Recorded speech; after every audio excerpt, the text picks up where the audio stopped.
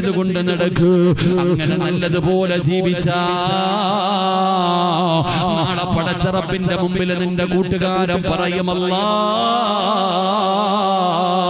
അവൻ നല്ലവനാ പടച്ചവര്, അവൻ നല്ലവനാ പടച്ചവര്, അവൻ അല്ലാഹുവിനെ പേടിയുള്ളവനാ പടച്ചവര്, നീ അവന് സ്വർഗ്ഗം കൊടുക്കണേ അല്ലാ